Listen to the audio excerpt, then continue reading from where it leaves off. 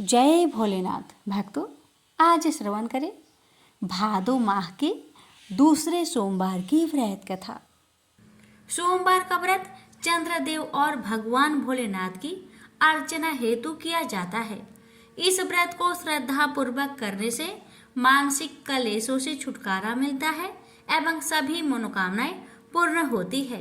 सोमवार के दिन उपवास रखकर भगवान शंकर, माँ पार्वती की पूजा अर्चना करनी चाहिए तथा दिन में एक बार भोजन करना चाहिए। सोमवार का व्रत रखने से स्त्रियों को पति पुत्र का सुख मिलता है। अब आइए हम श्रवण करते हैं सोमवार व्रत की पौराणिक कथा। कथा को बड़े ही श्रद्धा प्रसन्नचित मन से पूरा अवश्य सुनिएगा और दूसरे भक्तों के पास भी शेयर कीजिएगा और कमेंट बॉक्स में हर हर महादेव अवश्य लिखेगा। कथा इस प्रकार है। किसी नगर में एक धनी व्यापारी रहता था। दूर दूर तक उसका व्यापार फैला हुआ था।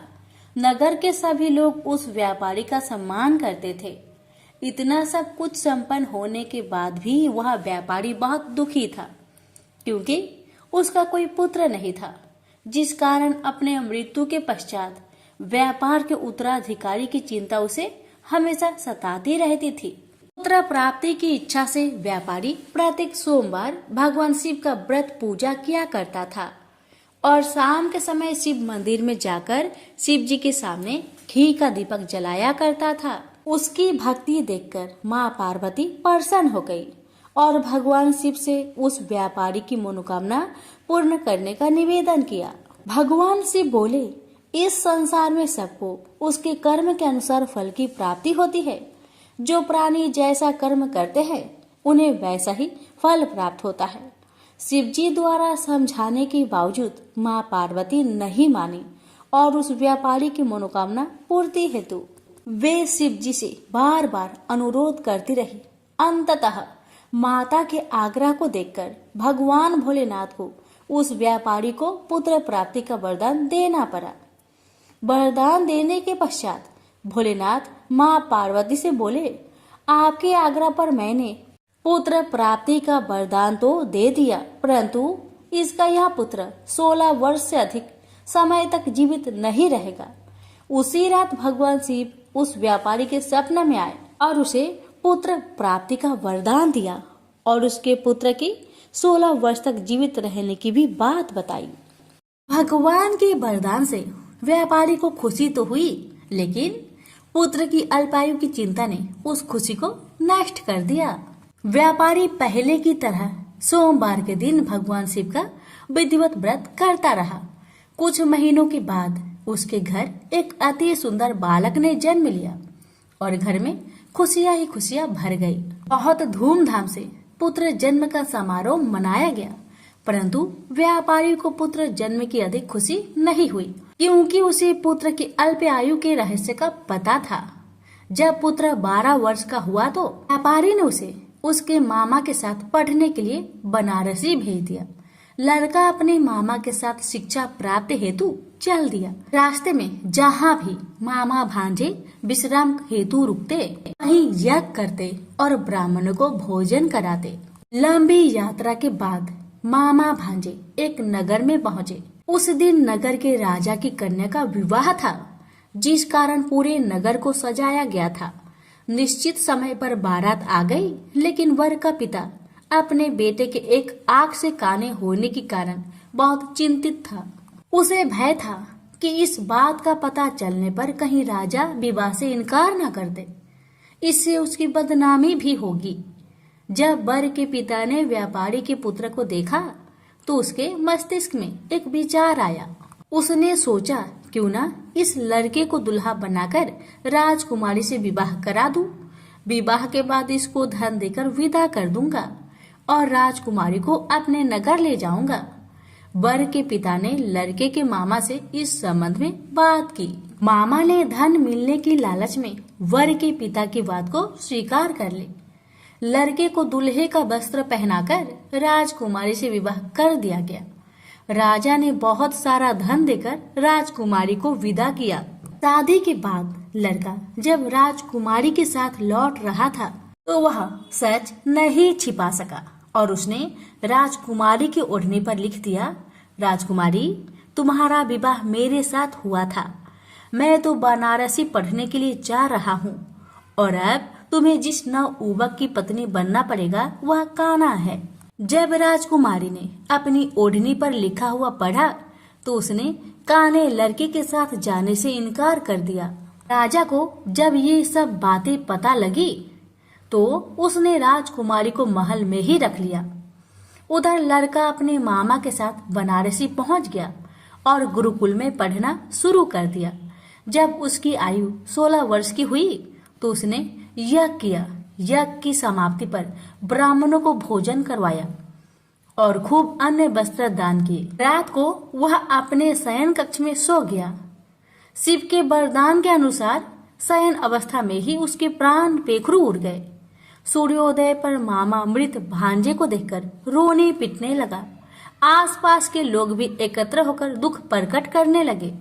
लड़के के मामा के रोने विलाप करने के स्वर समीप से गुजरते हुए भगवान शिव और माता पार्वती ने भी सुने। माता पार्वती ने भगवान से कहा, प्राणनाथ, मुझे इसके रोने का स्वर सहन नहीं हो रहे। आप इस व्यक्ति के कष्ट को अवश्य दूर करें। भगवान शिव ने माता पार्वती के साथ अदृश्य रूप में समीप जाकर देखा तो भोलेनाथ माता पार्वती से बोले, यह तो उसी व्यापारी का पुत्र है जिसे मैंने 16 वर्ष की आयु का वरदान दिया था। इसकी आयु पूरी हो गई है। माँ पार्वती ने फिर भगवान शिव से निवेदन कर उस बालक को जीवन देने का आग्रह किया। माता पार्वती के आग्रह पर भगवान शिव ने उस लड़के को जीवित होने का वरदान दिया और कुछ ही पल में वह जीवित होकर उठ बैठा। शिक्षा समाप्त करके लड़का मामा के साथ अपने नगर की ओर चल दिया। दोनों चलते हुए उसी नगर में पहुंचे जहां उसका विवाह हुआ था। उस नगर में भी यज्ञ का आयोजन किया। समीप से गुजरते हुए नगर के राजा ने यज्ञ का आयोजन देखा और उसने तुरंत ही लड़के और उसके मामा को पहचान लिया। यज्ञ के समाप्त होने पर राजा मामा और लड़के को महल में ले गया और कुछ दिन उन्हें महल में रखकर बहुत सा धन वस्त्र आदि देकर राजकुमारी के साथ विदा कर दिया। इधर भूखे प्यासे रहकर व्यापारी और उसकी पत्नी बेटे की प्रतीक्षा कर रहे थे। उन्होंने प्रतिज्ञा कर रखी थी कि यदि उन्हें अपने बेटे की मृत्यु का समाचार मिला तो दोनों अपने प्राण त्याग देंगे। परंतु जैसे ही उसने बेटे के जीवित वापस लौटने का समाचार सुना तो वह बहुत परेशान हुआ।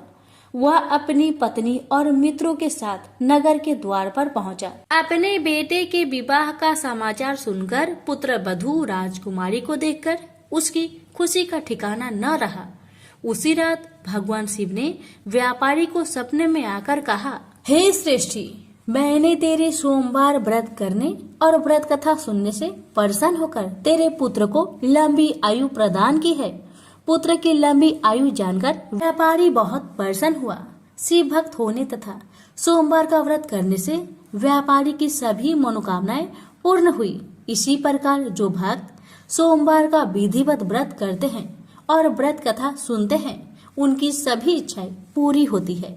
उनसे बोलिए, उमापति शंकर भगवान की जय। यह कथा उस समय की है जब भगवान शिव को वर के रूप में प्राप्ति के लिए देवी पार्वती जंगल में घोर तपस्या में लीन थी। उनकी ऐसी तपस्या देखकर समस्त देवगण शिव जी से प्रार्थना कर रहे थे कि हे देवाधिदेव, पार्वती की मनोकामना को पूरा करे। भगवान शिव ने सप्त ऋषियों को पार्वती की परीक्षा लेने के लिए भेजा। सप्त ऋषियों ने शिव जी की अनेक अवगुण का जिक्र किया, फिर भी पार्वती को शिव के अलावा किसी और से विवाह मंजूर नहीं था। विवाह से पहले जगत पिता शिव अपने होने वाली पत्नी पार्वती में इस जगत के सभी प्राणियों के प्रति उनकी दया भाव को लेकर आश्वस्त होना चाहते थे। इसलिए शिव जी ने स्वयं भी पार्वती की परीक्षा ली। भगवान भोलेनाथ पार्वती की तपस्या से खुश होकर एक दिन प्रकट हुए और वरदान देकर पुनः अंतर्ध्यान हो गए। उसके कुछ ही देर बाद वही पास के एक तालाब में विशाल मगरमच्छ ने एक बालक को पकड़ लिया। बालक अपने प्राण की रक्षा के लिए चिल्लाने लगा। पार्वती से उस बालक की चीख सुनी नहीं गई। द्रवित हृदय से करुणामयी माता पार्वती उस तालाब की ओर भागी। वहां पहुंचकर देखती है कि एक विशाल मगरमच्छ ने एक नन्हे बालक को तालाब के अंदर खींच कर ले जाने की चेष्टा कर रहा है। बालक देवी पार्वती को देखकर रोने लगा और बोला, हे माता, मुझे इस दुष्ट मगरमच्छ से बचा लो। इस संसार में मेरा न पिता है, न माता है और ना ही कोई मित्र। आप ही मेरी प्राण की रक्षा कर सकते हैं। ये सुन माता पार्वती की हृदय और भी द्रवित हो गई और वो बोली, हे ग्रह, तुम इस नन्हे बालक को छोड़ दो। मगरमच्छ बोला, मैं भला क्यों छोड़ूं? इस समय पर जो मुझे मिलता है उसे अपना आहार समझकर ग्रहण कर लेता हूँ। यही मेरा नियम है। मैं इस बालक को नहीं छोड़ूंगा। देवी पार्वती ने पुनः विनीत की, हे ग्रह, तुम इसको छोड़ दो। बदले में तुम्हें जो भी चाहिए वह बोलो। मगरमच्छ बोला, मैं एक ही शर्त पर इस बालक को छोड़ सकता हूँ। वह ये है कि आपने महादेव का जो तपस्या किया है उस तप का फल मुझे दे दीजिए। माता पार्वती तुरंत तैयार हो गई।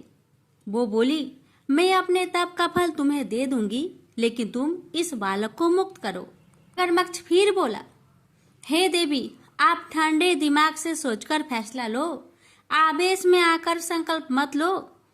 आपने जो हजारों वर्षों से तप किया है वो देवता से भी संभव नहीं है और उस तप का फल इस तुच्छ बालक के जान के बदले चला जाएगा। माता पार्वती बोली, हे ग्रह, मेरा निश्चय अटल है। मैं अपने हजारों वर्षों के तप का फल तुम्हें देती हूँ। तुम इसका जीवन बख्श दो। फिर माता पार्वती से तपस्या दान का संकल्प करवाया। तप का दान होते ही मगरमच्छ का शरीर एक तेज प्रकाश सा चमक उठा। मगरमच्छ बोला, हे देवी, देखो, आपके तप के प्रभाव से मैं प्रकाशमयी हो गया हूँ। आपने सालों की तपस्या एक बच्चे के लिए गवा दी। चाहो तो मैं तुम्हें अपनी गलती सुधारने का एक अवसर और दे सकता हूँ। पार्वती जी ने कहा, तब तो मैं पुनः कर सकती हूँ, किंतु यदि तुम इस बालक को निगल जाते तो क्या इसका जीवन पुनः वापस मिल पाता? देखते ही देखते बालक और मगरमच्छ दोनों ही अदृश्य हो गए। पार्वती जी ने सोचा, मैंने तप दान कर दिया, अब पुनः तपस्या प्रारंभ करती हूँ और फिर से तपस्या करने का संकल्प लिया। संकल्प लेते ही फिर से भगवान शिव प्रकट हुए और बोले, हे पार्वती, भला अब क्यों तपस्या करने जा रही हो? पार्वती जी ने कहा, प्रभु, मैंने अपनी सारी तपस्या दान कर दिया है। आपको पति के रूप में पाने के लिए मैं फिर से वैसा ही कठिन तपस्या कर आपको प्रसन्न करूंगी। शिव जी ने कहा, हे पार्वती, मगरमच्छ और लड़के दोनों ही रूपों में मैं ही था। तुम्हारा चित्त संसार के सुख दुख का अनुभव करता है या नहीं, इसकी परीक्षा लेने के लिए मैंने ही यह सब किया था। सभी रूपों में दिखने वाला मैं ही हूँ। तुमने अपना तपस्या मुझे ही दिया है। इस तरह पार्वती जी ने अपनी परीक्षा में सफल हुई। प्रेम से बोलिए, हर हर महादेव। प्राचीन काल से ही काशी शिव क्रीड़ा का केंद्र रहा है। एक बार भगवान शिव पार्वती सहित काशी पधारे। वे कुछ दिन काशी में रुके। तत्पश्चात मंदराचल पर चले गए। मंदराचल पर शीतल मंद समीर बह रही थी। शिव बड़ी तन्मयता से प्राकृतिक की छटा देखने लगे। तभी एकाएक पीछे से आकर पार्वती ने परिहास पूर्वक उनके दोनों नेत्र बंद कर दिए। पार्वती के हाथों के पसीने और शिव के चेहरे की तेज से शिव के नेत्रों की कोर से पानी टपक गया और उससे एक कारल मुख, भयंकर, क्रोधी, अंधा और कृष्ण वर्ण का बालक पैदा हो गया। वह पैदा होते ही चिल्लाने और नाचने लगा और बार बार अपनी जीभ निकालकर डरावनी चेष्टाएं करने लगा। यह देख पार्वती भयभीत हो गई। उन्होंने शिव से उस विकराल बालक के विषय में पूछा, तो शिव ने बताया कि वह उन्हीं का पुत्र है जो नेत्रों से पानी बहकर गिरने के कारण उत्पन्न हो गया है। पार्वती ने उसके पालन पोषण का दायित्व अपने सखी को सौंप दिया और वह बालक उनकी सखी द्वारा पोषित होने लगा। पार्वती जी ने उनका नाम अंधक रखा। इसी बीच हिरण्यकशिपु का भाई हिरण्याक्ष शिव की तपस्या में तत्लीन था। उसकी तपस्या से प्रसन्न होकर शिव प्रकट हुए और उन्होंने उससे वर मांगने को कहा। उठो पुत्र, मैं तुम्हारे तप से प्रसन्न हूँ, बोलो क्या वर मांगते हो। हिरण्याक्ष बोला, भगवान मुझे एक पुत्र की कामना है। मेरे भाई के तो 4 पुत्र हैं, किंतु मेरी पत्नी की गोद खाली है। कृपया मुझे पुत्र प्राप्ति का वरदान दे। शिव बोले, तुम्हारे भाग्य में पुत्र प्राप्ति का योग नहीं है दैत्यराज, लेकिन मैं तुम्हें अपना पुत्र दे सकता हूँ। वह अंधा है परंतु बहुत बलशाली है। भविष्य में वह महाबलवान पुरुष बनेगा। यह कहकर शिव ने अंधक को हिरण्याक्ष के हाथों में दे दिया। हिरण्याक्ष अंधक को लेकर खुशी खुशी अपने राज्य लौट गया। अंधक राजमहल में बड़ा होने लगा।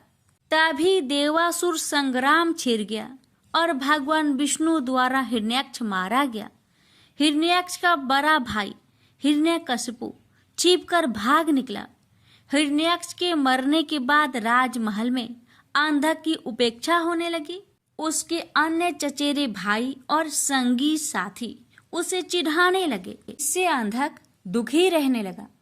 एक दिन उनके व्यवहार से तंग आकर वह तपस्या करने निकल पड़ा और एक निर्जन वन में पहुंचकर ब्रह्मा जी की साधना में लीन हो गया।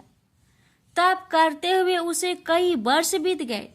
उसके तप से प्रसन्न होकर ब्रह्मा जी प्रकट हुए और उससे वर मांगने को कहा। अंधक ब्रह्मा जी के चरणों में गिरकर बोला, पितामह मुझे ऐसा वर दीजिए कि मेरा अपमान करने वाले मेरे सभी भाई मेरी दास्ता करे, मेरे दिव्य नेत्र हो जाए, मेरी किसी के द्वारा मृत्यु ना हो। यह सुनकर ब्रह्मा जी बोले, और सब तो ठीक है बस, तुम्हारे नेत्र दिव्य हो जाएंगे। तुम्हारे सारे भाई भी तुम्हारा दास्ता स्वीकार कर लेंगे, किंतु तुम मनुष्य हो और काल चक्र का नियम है कि कोई भी मनुष्य मृत्यु से अछूता नहीं रह सकता।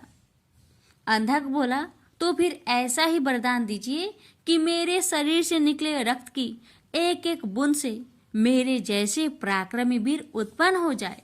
ब्रह्मा जी बोले, ठीक है, मैं तुम्हें यह वरदान देता हूँ, साथ ही ये भी वरदान देता हूँ कि तुम्हारी मृत्यु विष्णु तथा शिव के द्वारा नहीं होगी। अंधक को वरदान देकर ब्रह्मा जी अंतर्ध्यान हो गए और अंधक वरदान पाकर एकदम सुपुष्ट एवं नेत्रवान पुरुष बन गया। वह वापस दैत्यपुरी लौट आया। वरदान प्राप्त करके वह बेहद कामुक हो गया। उसके अत्याचारों से नाग, यक्ष तथा देव गंधर्व सभी दुखी रहने लगे। वे सब ब्रह्मा जी की शरण में पहुंचे, किंतु ब्रह्मा जी ने उन्हें कोई अवशासन नहीं दे सके, क्योंकि अंधकासुर उन्हीं के वरदान स्वरूप तो यह उत्पात मचाए हुए था। आखिर निराश होकर सब लोग शिव के पास पहुंचे और उन्हें अंधकासुर के अत्याचारों के बारे में अवगत कराया। शिव ने उन्हें आश्वस्त किया। अस्वस्थ होकर वे अपने स्थानों को लौट गए। शिव पार्वती मंद्राचल पर्वत पर ठहरे हुए थे। तभी एक बार अंधक अपनी सेना के साथ मंद्राचल पर्वत पर पहुंचा। पर्वत की सुरमया देखकर वह विभोर हो उठा। उसने सोचा, कितना सुंदर स्थान है, क्यों न यहाँ अपने लिए एक अस्थायी नगर का निर्माण करा दिया जाए। यह सोच उसने अपने एक सेवक को आदेश दिया, तुम कोई उचित स्थान तलाश करो जहाँ हमारे लिए एक शानदार महल बन सके। आज्ञा पाकर सेवक उचित स्थान की खोज में निकल पड़ा। कुछ दूर जाने पर उसे एक जटाधारी पुरुष तप करता दिखाई दिया। उसके समीप ही एक सुंदर स्त्री बैठी हुई थी। उसने सोचा, वाह क्या सुंदरी है, लेकिन यह इस तपस्वी के पास क्या कर रही है? इसे तो राजमहल की शोभा होनी चाहिए। चलकर महाराज को सूचित करूं। यह सोचकर वह वापस लौट आया और अंधक को सारा वृत्तांत कह सुनाया। सुनकर अंधक बोला, फिर से जाओ और उस सुंदरी को उठाकर मेरे पास ले आओ और उसके साथ के तपस्वी पुरुष को कह देना कि मैं दैत्यराज अंधक का दूत हूँ और उनके लिए इस सुंदरी को ले जाना चाहता हूँ। दूत पुनः उसी स्थान पर जा पहुंचा। तब तक शिव भजन पूजा से निवृत्त हो चुके थे। उसने अपने स्वामी अंधक का आदेश उन्हें कह सुनाया। सुनकर शिव ने उनसे कहा, जाओ अपने महाराज से कह देना कि किसी की पत्नी पर कुदृष्टि डालना बहुत ही अनुचित कार्य होता है। यह सुनकर दूत वापस लौट आया। उसने अंधक को शिव द्वारा दिया गया उत्तर सुना दिया। सुनकर अंधक गुस्से से आग बबूला हो उठा। वह अपनी सेना की एक टुकड़ी लेकर शिव पर टूट पड़ा, लेकिन शिव के गण वीरभद्र ने उन्हें मारकर भगा दिया। अंधक के सेनापति नील ने मायावी हाथी का भेष धारण किया और वह शिव गणों की ओर लपका। यह देख वीरभद्र ने तुरंत सिंह का भेष धारण कर लिया और नील का वध कर डाला। दूसरी ओर नंदी अंधक से युद्ध कर रहा था। उसने इतने प्रबल वेग से आक्रमण किया कि अंधक को जान बचाने के अलावा और कुछ न सूझ सका और वह अपनी सेना सहित भाग गया। अंधक के पराजित होकर भागने के पश्चात शिव पशुपत नामक व्रत करने लगे। पार्वती को उन्होंने मंद्राचल स्थित देवी मंदिर में भेज दिया और शिव के गण देवी के मंदिर पर पहरा देने लगे। अंधक अपनी पराजय को न भूल सका। उसने पुनः सेना एकत्र की और हमला कर घनघोर युद्ध छिड़ गया। अंधक ने नंदीश्वर को मूर्छित कर दिया। देवर्षि नारद द्वारा यह समाचार विष्णु तक पहुंचाया गया। इंद्र आदि को भी यह संदेश भेजा गया। देखते ही देखते देवों की एक विशाल सेना मंद्राचल पर आ जुटी। देव और दैत्यों में भयानक युद्ध छिड़ गया, लेकिन दैत्यों की प्रबल मार के आगे देवताओं की हार होने लगी। उनके पैर उखड़ने लगे। अंधक ने एक बार फिर शिव के पास संदेश भिजवाया कि उस स्त्री को मुझे सौंप दो और अपनी जान बचा लो, अन्यथा शीघ्र ही अन्य देवों के साथ साथ तुम्हें भी यमलोक पहुंचना पड़ेगा। यह संदेश सुनकर शिव के नेत्र जल उठे।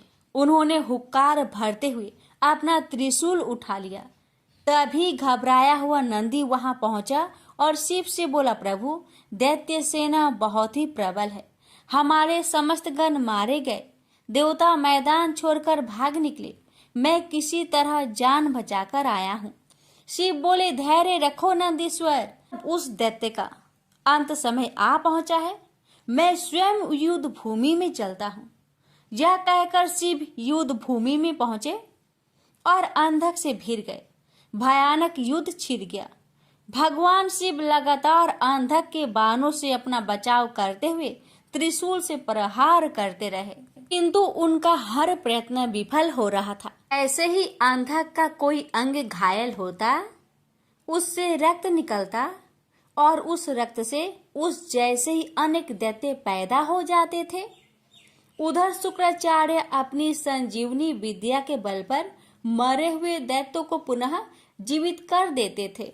स्वरूप शिव के चारों ओर दैत्यों की एक विशाल सेना खड़ी हो गई। शिव ने अपने गणों को आदेश दिया कि शुक्राचार्य को बांधकर यहाँ ले आए, ताकि वे दैत्यों को पुनः जीवित ना कर सके। गण शुक्राचार्य को बांधकर ले आए और शिव के सम्मुख खड़ा कर दिया। फिर भगवान शिव ने विराट रूप धारण कर लिया। उनका मुंह खुला और देखते ही देखते उन्होंने शुक्राचार्य को निगल लिया। इससे शिव गणों का उत्साह दुगना हो गया। उन्होंने दुगने जोश से दैत्यों का संहार करना आरंभ कर दिया। दैत्य सेना में भगदड़ मच गई और शीघ्र ही सारी सेना मैदान छोड़कर भाग निकली। अकेला अंधक भगवान शिव के सम्मुख डटा रहा। शिव और अंधक में भयानक युद्ध छिड़ गया। अंधक को अपने पर भारी पड़ता देख भगवान शिव ने अपने मुख से एक महाज्वाला उत्पन्न की। वह योगेश्वरी थी। माता महाकाली ने रक्तपान करना आरंभ कर दिया।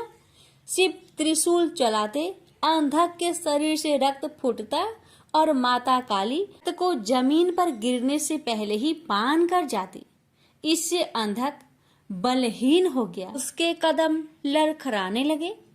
भगवान शिव ने उसके हृदय को निशाना बनाकर त्रिशूल चलाया और अंधक का हृदय बेध दिया। साथ ही उसे त्रिशूल को ऊपर टांग दिया। अंधक के गिरते रक्त को नीचे खड़ी काली सहित सभी योगिनियां जमीन पर गिरने से पहले ही अपने विशाल मुख में लुप्त करने लगी। फिर युद्ध शांत हो गया, लेकिन ब्रह्मा जी के वरदान स्वरूप अंधक नहीं मर सका। वह त्रिशूल पर टंगा टंगा ही शिव का जाप करता हुआ अपनी भूल का प्रायश्चित करने लगा। दयालु शिव उसके जप से प्रसन्न हुए और उसे त्रिशूल से नीचे उतारा और वर मांगने को कहा। अंधक ने शिव के चरणों में प्रणाम करके कहा, भगवान मुझे क्षमा करे, मुझसे बहुत बड़ा अपराध हो गया था। मैंने माता पार्वती पर कुदृष्टि डाली थी। अब से मैं आपकी सेवा में रहूंगा और कभी भी अपने अंदर दैत्य भाव जागृत न होने दूंगा, न ही देव विरोधी कार्य करूंगा। प्रभु, मैं चाहता हूँ कि मुझे दिव्य दृष्टि प्राप्त हो जाए। आज से मैं हर समय आपकी सेवा में दास की तरह उपस्थित रहूं। मेरे समस्त विकार धुल जाए। तथास्तु कहकर भगवान शिव अंतर्ध्यान हो गए। त्रिपुरारी रुद्र की कृपा से भूमंडल पर एक बार फिर से धर्म ध्वजा फहराने लगी। एक बार फिर वैदिक धर्म का पालन होने लगा। जगह जगह यज्ञ हवन होने लगे। वातावरण में फिर मंत्र गूंजने लगे। प्रेम से बोलिए हर हर महादेव। किसी गांव में एक निर्धन ब्राह्मण अपनी पत्नी और पुत्र के साथ रहता था। ब्राह्मण को गांव से जो भिक्षा मिलती उसी से वह अपने परिवार का भरण पोषण करता था। एक दिन ब्राह्मणी अपने पति से बोली, मुझे अपनी कोई चिंता नहीं है स्वामी, मैं आपके साथ भूखी प्यासी रहकर भी अपना जीवन व्यतीत कर सकती हूँ, लेकिन मुझे अपने बेटे की भूख प्यास नहीं देखी जाती। अमन बोला, मैं तुम्हारी भावनाओं को समझता हूँ प्रिय, लेकिन भाग्य का लेख को विधाता भी नहीं बदल सकता। हमारे भाग्य में निर्धन रहना ही लिखा है। ब्राह्मणी बोली, भाग्य के भरोसे बैठे रहना मूर्खता के सिवा कुछ नहीं। अगर इंसान कोशिश करे तो वह कर्म करके अपने भाग्य को बदल सकता है। आप कहीं परदेश में जाए, मुझे विश्वास है कि आप वहां अच्छी आय करेंगे और हमारा भाग्य बदल जाएगा। ब्राह्मण बोला, तुम्हारी बात तर्क संगत है प्रिय, मगर मुझे भिक्षा मांगने और पंडिताई के सिवा कोई काम नहीं आता। ब्राह्मणी बोली, हमारे गांव में आपकी पंडिताई की कोई कद्र नहीं करता है। किसी दूसरे गांव या नगर में आपकी पंडिताई चल निकले तो हमारे बुरे दिन फिर जाए। अपनी पत्नी की सलाह मानकर ब्राह्मण दूसरे नगर में पहुंच गया। उसका दुर्भाग्य उस पर घात लगाए बैठा था। नगर में उसे कोई टके शेर पूछने वाला भी नहीं मिला। हालातों को देखते हुए वह सोचने लगा कि इस नगर से उसका गांव ही अच्छा है। नगरवासी तो पूरे नास्तिक है, उसे भिक्षा तक भी देने को तैयार नहीं है। यह सोचकर वह थक हार कर अपने गांव लौट आया और पहले की भांति पंडिताई करके और भिक्षा मांगकर अपना गुजारा करने लगा।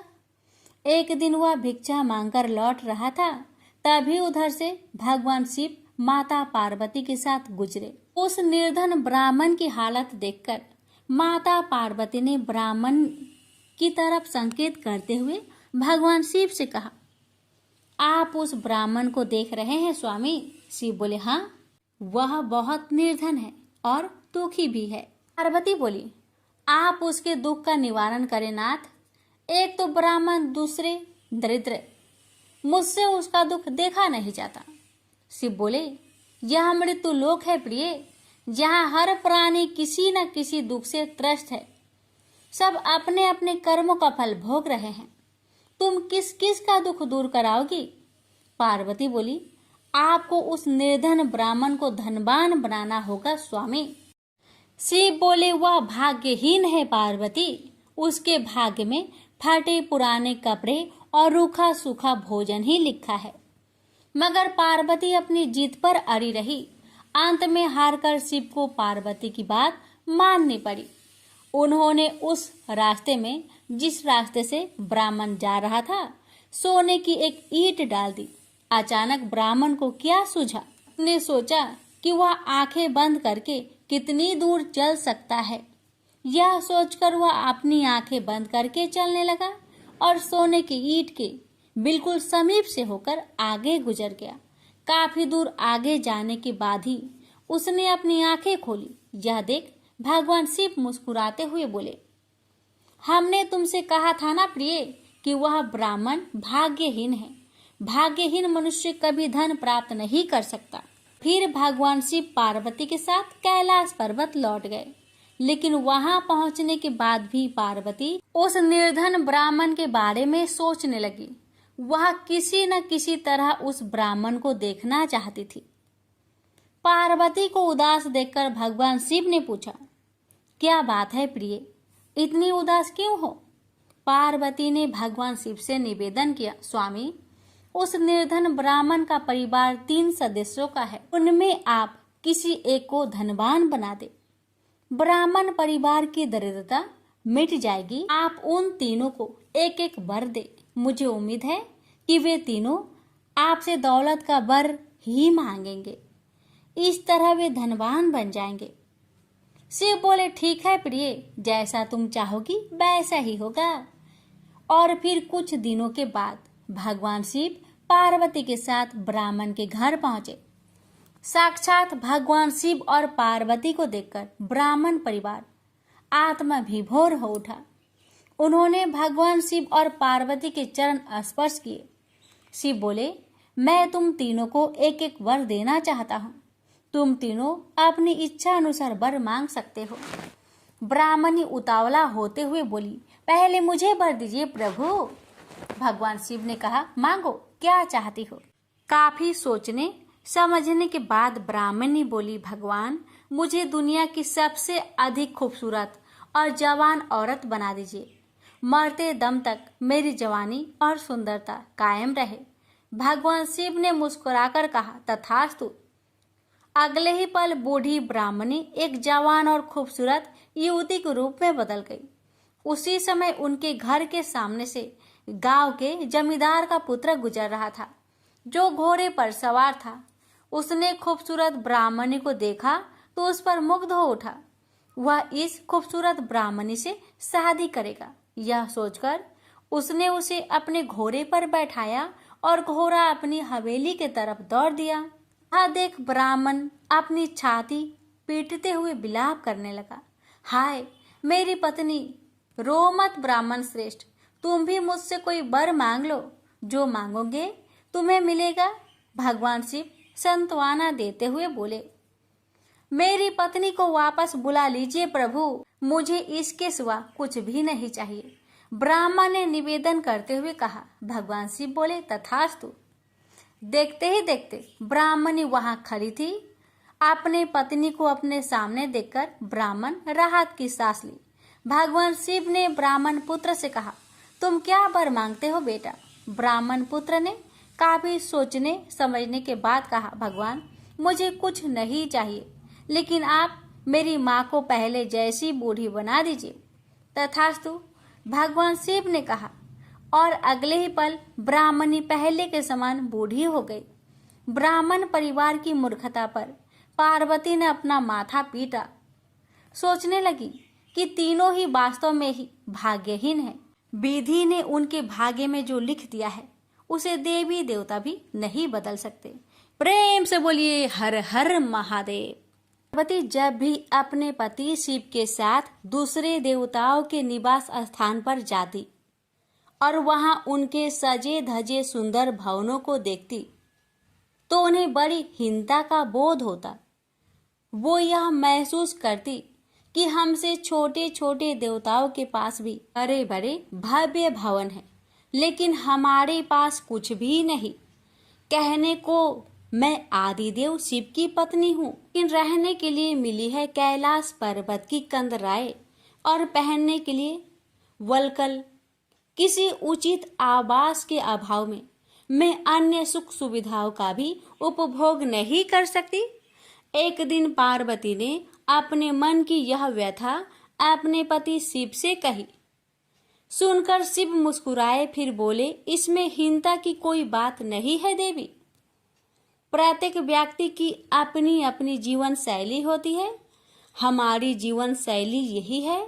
हम अपनी इस शैली को हीन क्यों समझे? अन्य देवगण प्राकृतिक से बहुत दूर है, जबकि हम प्राकृतिक की गोद में निवास करते हैं। यह तो हमारे लिए गौरव की बात है, हीनता की नहीं। शिव के तर्कों से पार्वती संतुष्ट नहीं हुई और बोली, मुझे आपकी ये बातें समझ में नहीं आती देव। मुझे तो अपना एक आवास चाहिए, बहुत ही भव्य और सुख सुविधा से पूर्ण। शिव ने अपनी सहज मुस्कान के साथ उत्तर दिया, इसमें क्या मुश्किल है देवी। मैं अभी विश्वकर्मा को बुलवा देता हूँ, उनसे जैसा चाहे वैसा आवास बनवा ले। विश्वकर्मा को बुलवाया गया। पार्वती ने आदेश दिया, हमारे लिए एक ऐसा भवन बनाओ जैसा विश्व में कहीं ना हो। विश्वकर्मा ने आदेश स्वीकार किया। निर्माण कार्य प्रारंभ हो गया। कुछ ही समय में पार्वती की इच्छा अनुसार भव्य भवन तैयार हो गया। अपने भवन को देखकर पार्वती अति प्रसन्न हुई। गृह प्रवेश की तैयारी होने लगी। पार्वती चाहती थी कि गृह प्रवेश के समय सभी प्रमुख देवता हमारे यहाँ उपस्थित रहे। शिव ने अपनी सहमति दे दी।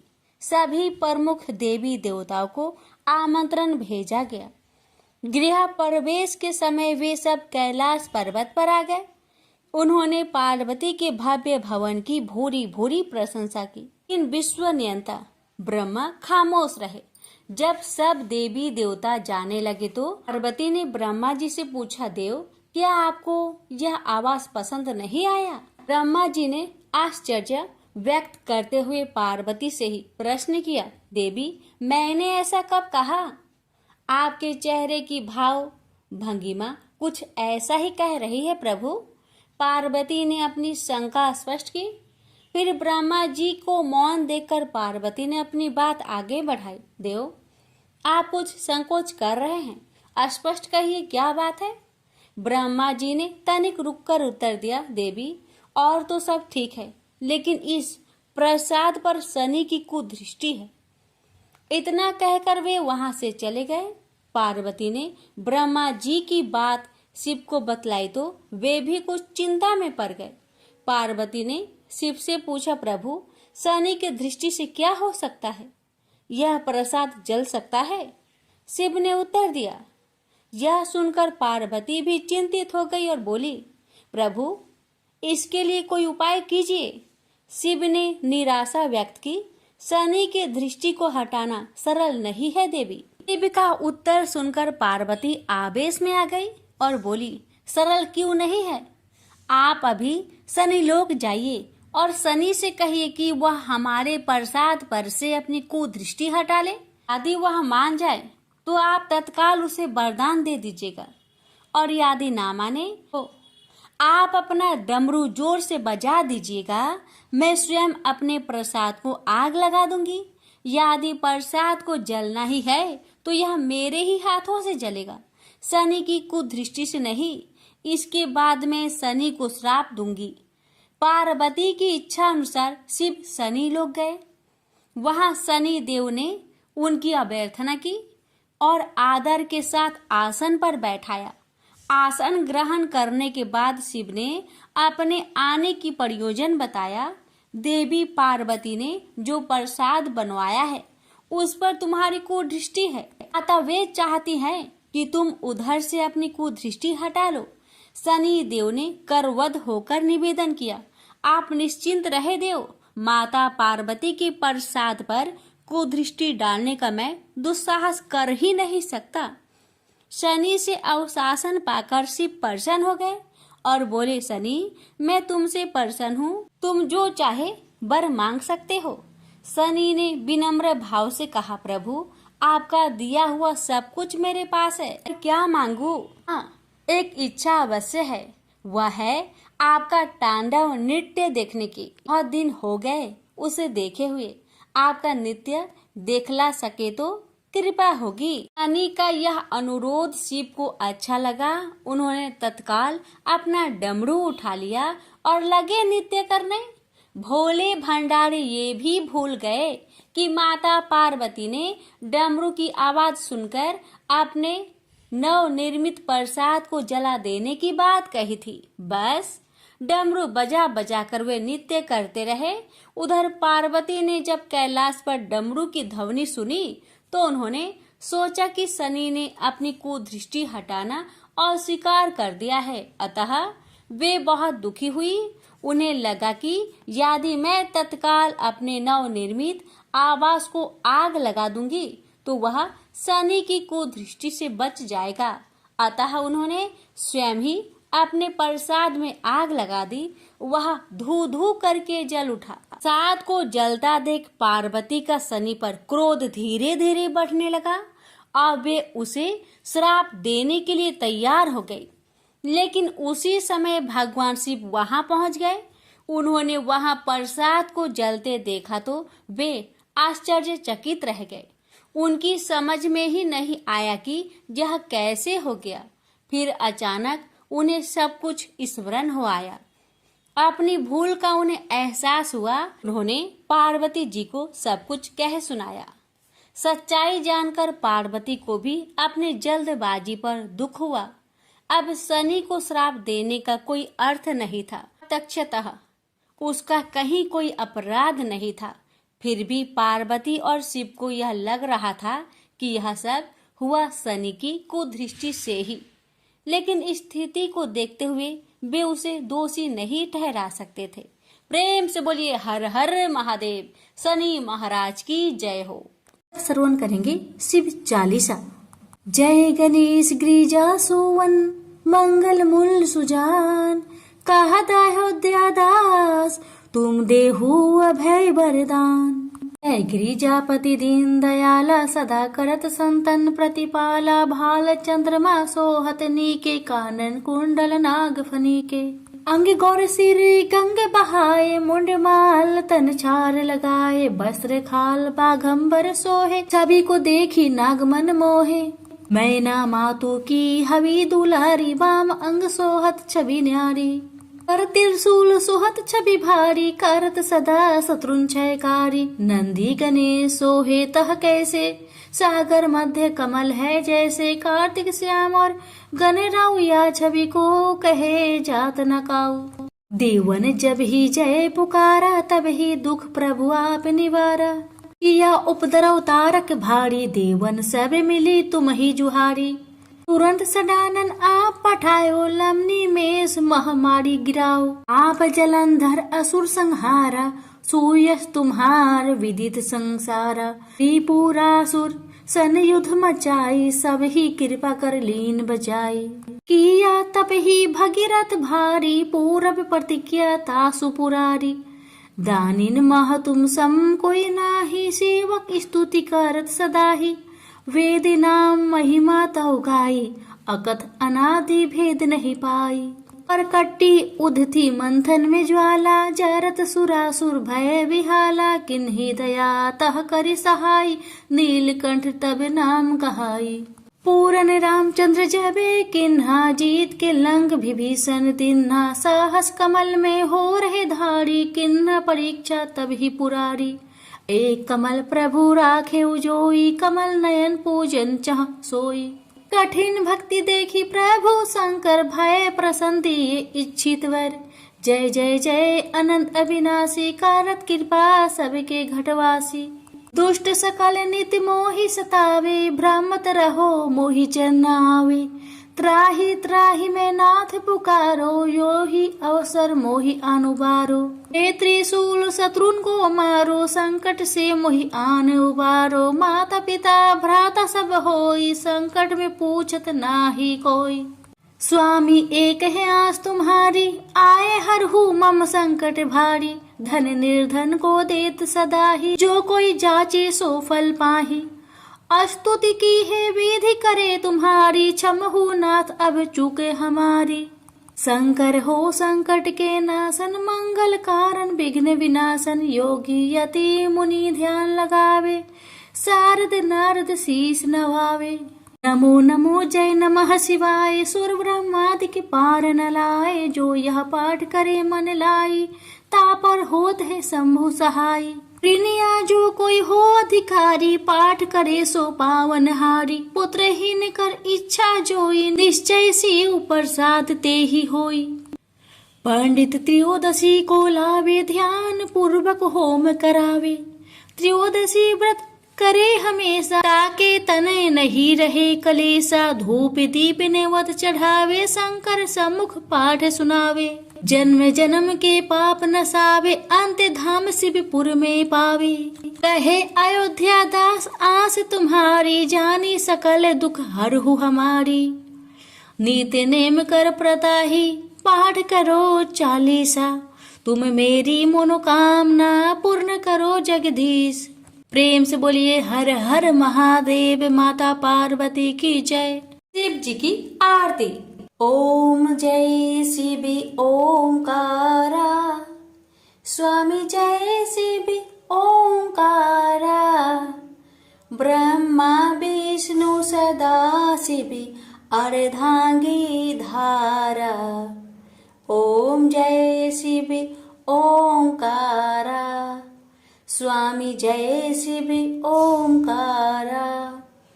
एकानन चतुरानन पंचानन राजे, हंसानन गरुरासन वृषवाहन साजे।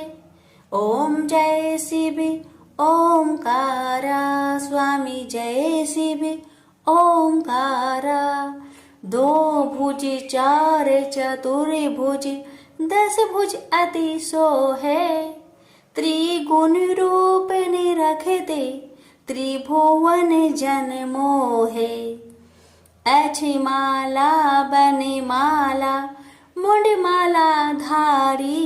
त्रिपुरारी कंसारी, करे माला धारी।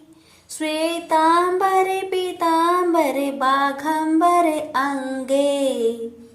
सनकादिकी गरुणादिकी, भूतादिकी संगे। कर के माध्य का मंडलु चक्र, त्रिशूली धारी। सुखकारी दुखहारी, जगपालनकारी। ब्रह्मा विष्णु सदा शिव, जानत अविवेका। मधु के टप दो मारे, सुर भयहीन करे। लक्ष्मी व सावित्री पार्वती संगा। पार्वती अर्धांगी, शिव लहरी गंगा। पर्वत सोहे पार्वती, शंकर कैलासा। भांग धतुर का भोजन, भस्मी में वासा। जटा में गंग बहत है, गल मुंडन माला। शेष नाग लिपटावत, ओढ़त मृगी छाला। काशी में विराजे विश्वनाथ, नंदी ब्रह्मचारी। नीत उठ दर्शन पावत, महिमाति भारी। त्रिगुण स्वामी जी की आरती, जो कोई नरे गावे। कहत शिवानंद स्वामी, मनवांछित फल पावे। ओम नमः शिवाय, हर हर महादेव। माता पार्वती की जय।